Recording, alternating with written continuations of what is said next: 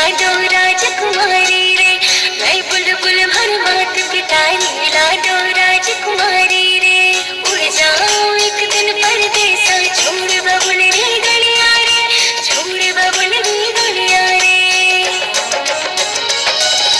बोले बोले रे, बोले बोले रे, बोले बोले रे, बोले बोले रे, बोले बोले रे, मैं तो पापा री लाडली। उड़े जाऊं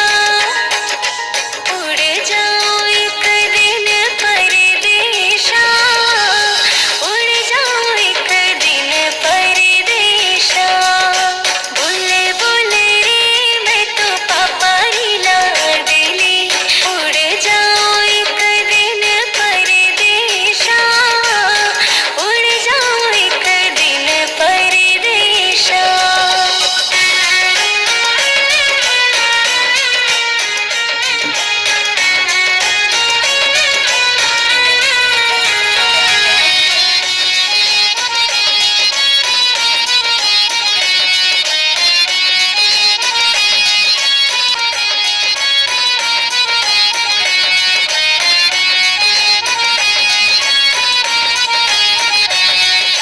बाबू सामन गोद खिलाई, मायड़ लाड लडाई।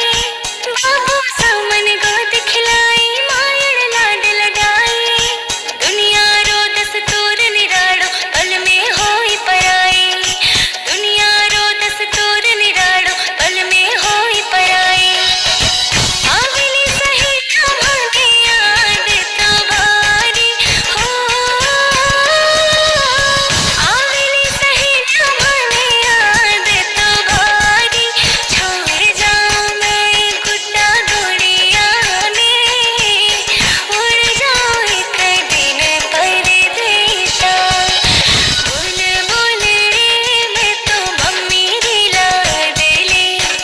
उड़ जाऊं एक दिन परदेशा, उड़ जाऊं एक दिन परदेशा।